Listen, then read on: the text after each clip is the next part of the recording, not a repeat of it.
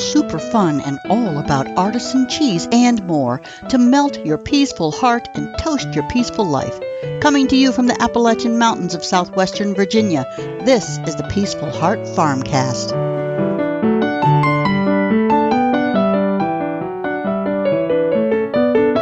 Hey, this is Scott Hall from Peaceful Heart Farm, and you are listening to the Peaceful Heart Farmcast.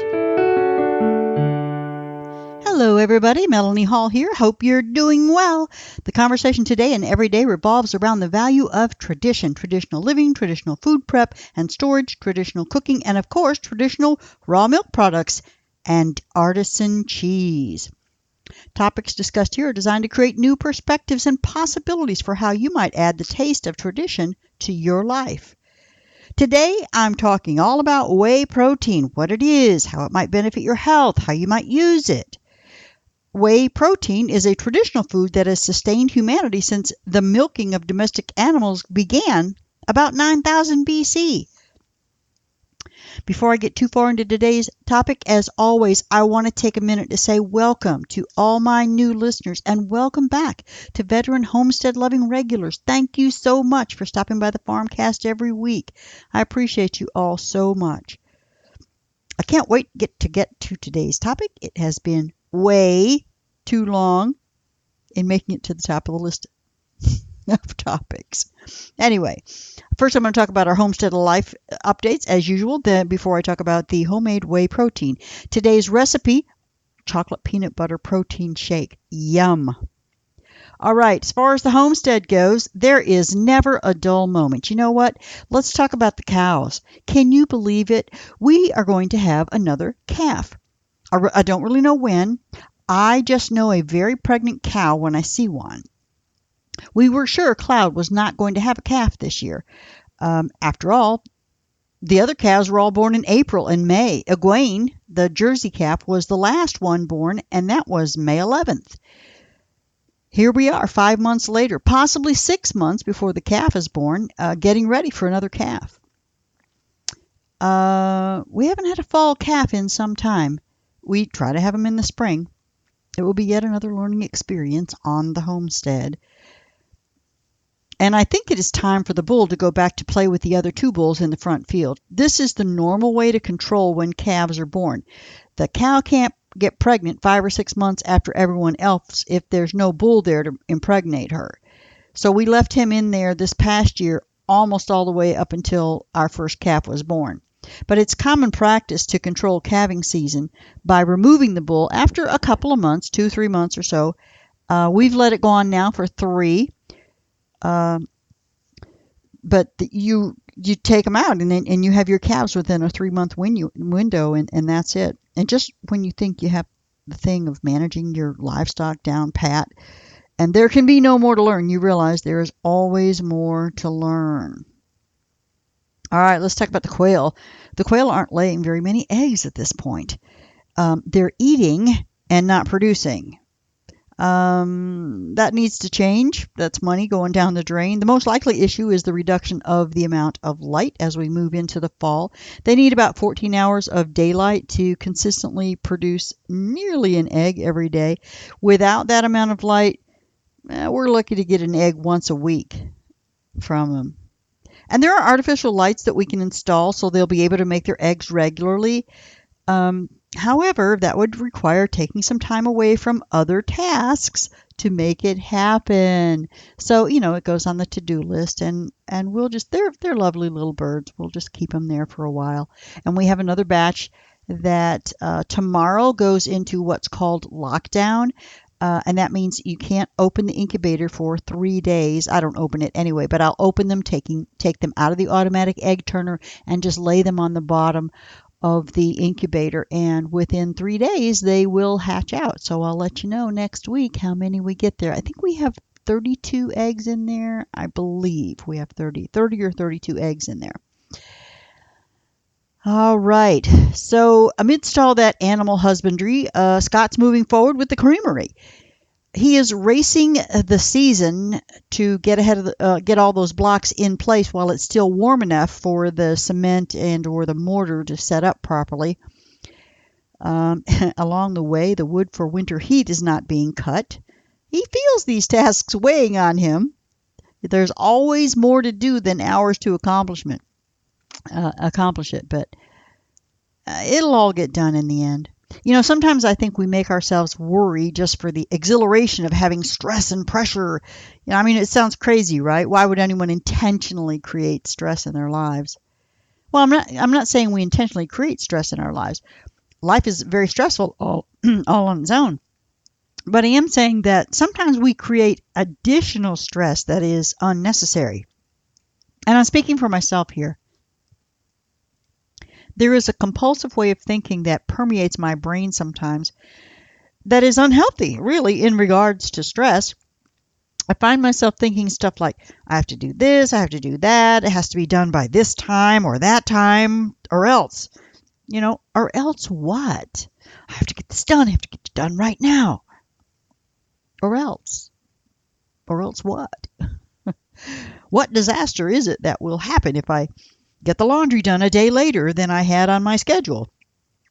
How will my world crumble down around me if I plan to cook a great dinner and I end up too tired to pull it off? We will still eat, and we will eat well. It's crazy. Do you ever have thoughts like that? Gotta get it done. Gotta. And then when I catch myself thinking that way, I stop, take a deep breath, remind myself that all is well in this moment. I get out of my head and come back to my body. I look around me. I see the sunshine. I smell the fresh air. I feel the cool breeze on my face. I hear the animals all doing their thing. The donkeys are braying. The geese are honking. The cows are mooing. The sheep and goats are baaing. I have to slow down and smell the roses every once in a while. It's being in the present moment that brings peace in a chaotic world. In fact, the chaos kind of disappears in the present moment. You can always go back and look at the chaos if you want to. But if you stay in the present moment and just go with what's going on right now, you can have peace. Now that you have some great ideas about bringing peace into your lives, let me move on to adding some sound nutritional information. It has to do with adding protein to your diet via whey. As I said, today I'm talking about whey protein, but not that powdered stuff you buy at Walmart or your favorite health food store. No, I'm talking about traditional homemade whey protein, what it is, how it might benefit your health, how you might use it in your healthy diet. So what is whey? Remember the nursery rhyme describing Little Miss Muffet eating her curds and whey? Little Miss Muffet sat on a tuffet eating her curds and whey. So I've talked about that in making cheese. You make the curds separate from the whey. Have you seen the bodybuilding enthusiasts with their plastic containers of whey protein shakes? What about the diet gurus and their protein shakes? Whey is the health food at the center of each of those ideas. Some people talk about liquid whey. Some are talking about whey in the form of powders, though. Hydrolysates, isolates, or concentrates. I don't know if I'm saying those words all correctly. There's sweet whey, acid whey, chocolate whey, strawberry whey, goat whey, mineral whey. It's very exciting. So in the midst of all this whey hype, how about we look at what real whey is, that wonderful, nutritious, whole food that has been consumed by traditional cultures for thousands of years. Now, dairy. Most people today think of dairy as plain white, unfermented milk. Remember the commercial Got Milk with someone wiping or sporting a bright white mustache after they're finishing a tall glass of that cold, creamy stuff? Well, this has not always been the case, that it was just plain white milk. Before the industrialized practices of refrigeration and pasteurization became commonplace, Many people enjoyed their products from soured or fermented milk in the forms of yogurt, kefir, cheese, clabber, creme fraiche, I talked about that, or curds and whey. I've talked about most of these in products in previous episodes. So when it's left out to sour or when cultured with a friendly lactic acid producing bacteria, raw milk undergoes a process of fermentation wherein the bacteria start to digest or break down the milk sugars, the lactose, and the milk proteins, the caseins. Through this process, then there's a natural separation of firm white globs of curds from the liquid whey portion of the milk. These white curds are the casein-containing portions of the milk, which are further fermented and processed into cheeses, and the remaining tart liquid is whey. Now, whey has been used in traditional cuisines for centuries. It was known by Greek doctors as healing water for its strength-building properties, hence the bodybuilding industry that rose up around it today.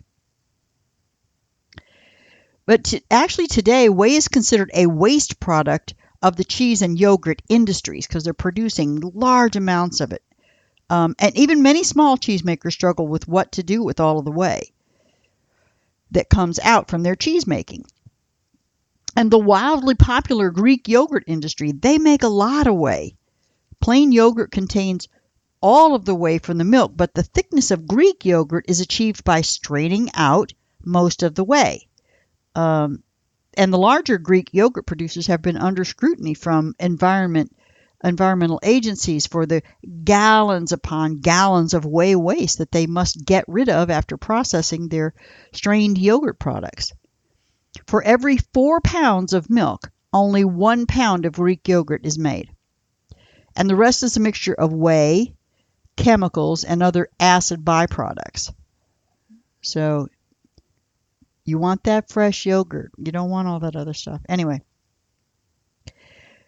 the cheese and yogurt industries drowning in whey have been scrambling to figure out just what to do with all of this great tangy liquid.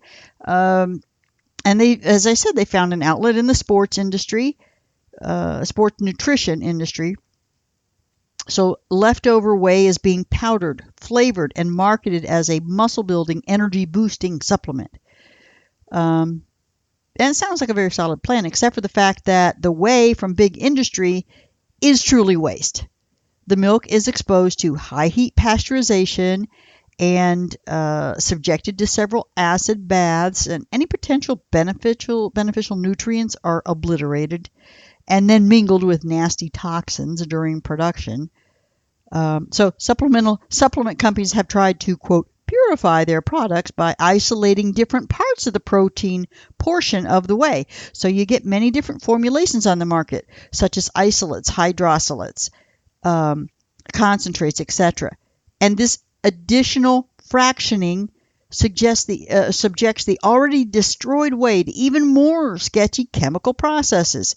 It eliminates cofactors. It just really renders impossible the remaining nutrients. They're unbioavailable. Let me say that. They've lost all of the supporting structure they need to maintain their bioavailability.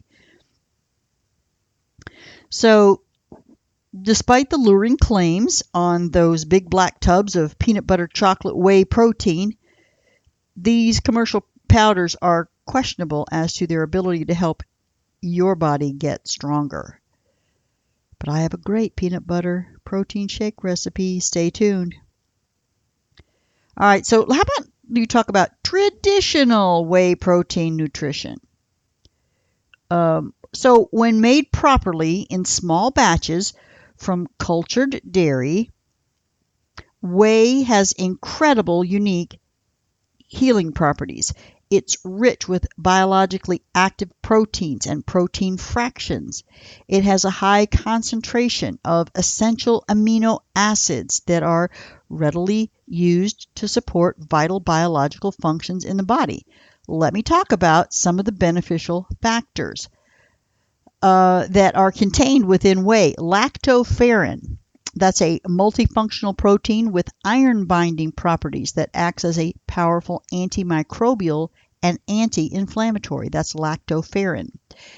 Then you have bovine serum albumin, or BSA. That's a substance high in amino acids that has been shown to support infection-fighting white blood cells, increase antioxidant activity, and maintain healthy cholesterol levels in the body. So bovine serum albumin, BSA. Then you have immunoglobulins to support disease control by bolstering immunity. Probiotic organisms to promote optimal digestion and full nutrient absorption by balancing the gut flora. You've got to have those probiotics to get good nutrient absorption. You have essential amino acids in a highly bioavailable form to act as building blocks for proteins. Glutathione precursors are there to boost production of the body's most powerful antioxidant. That's glutathione. Minerals such as potassium, iron, and zinc are available in balanced amounts. And vitamins, notably B2 or riboflavin, which helps the body convert carbohydrates into fuel. So that's 1, 2, 3, 4, 5, 6, 7, 8. 8 beneficial nutritional factors in a real, natural, homemade whey, not this highly processed stuff that's been through all kinds of chemical transformations. Now, how much protein is there in homemade whey? And how do you measure it? Well, half a cup of liquid whey, the leftover whey from cheese or from straining yogurt, 15 grams in a half a cup. And so that means you're going to get 30 grams of protein in a cup. 30 grams of protein in a cup of homemade whey. Now, if you're interested in obtaining homemade whey, let me know. As cheesemakers, we have lots of it. Most of it will go to our animals, supplementing their protein needs, but there will still be plenty for your needs should you request it. So homemade whey has many uses, including making lacto-fermented vegetables. You can use it in condiments or beverages, soaking and sprouting nuts or grains, or as an additive to smoothies, sauces, and stocks. So it will be no surprise to you that today's recipe uses homemade whey protein. Let's get to that. Chocolate peanut butter protein shake. Not the powdered stuff. Not the powdered stuff. And there are tons of protein shake recipes out there that use the powdered stuff. But if you love that chocolate and peanut butter combo, a chocolate peanut butter protein shake is a great way to curb the craving without reaching for the cookies or the peanut butter cups. This chocolate peanut butter protein shake can be whipped up in your blender or smoothie maker in no time. It is packed with protein to keep you full, satisfied, and healthy. What do you need? You need 2 tablespoons of peanut butter, a banana, a cup of homemade whey protein, a cup of whole milk, and you can add a tablespoon of honey if you want it to be a little bit sweeter. Blend all the ingredients for 30 seconds and serve. That's it. Banana, peanut butter, homemade whey protein, milk, and honey. Yum. The calories in that, pretty hefty. You got 465. Protein, 43 grams. Carbohydrates, 39. And fats, 17. How about that for a nutritious protein drink? All right, final thoughts. I trust your life is filled with activities and that you remember to stop and smell the roses occasionally and don't get so caught up in those activities that you'll lose sight of what's right in front of you, the beauty of this moment. This is an absolutely beautiful time of year. Take the time to let it seep into your bones and your being. Your health is your greatest asset. And homemade whey can be a part of your healthy diet. It's a traditional food that strengthened our ancestors and ensured our survival, then and now. And let me know how the whey protein shake works for you. What variations did you try? Drop me an email, or better yet, comment below the show notes. And if you enjoyed this podcast, please hop over to Apple Podcasts, subscribe, give me a 5-star rating and a review. Tell everyone how wonderful homemade whey protein is. And the best thing you can do for my podcast is to share it with any friends or family who might be interested in this type of content. As always, I'm here to help you taste the traditional touch. Thank you so much for stopping by the homestead. And until next time, may God fill your life with grace and peace.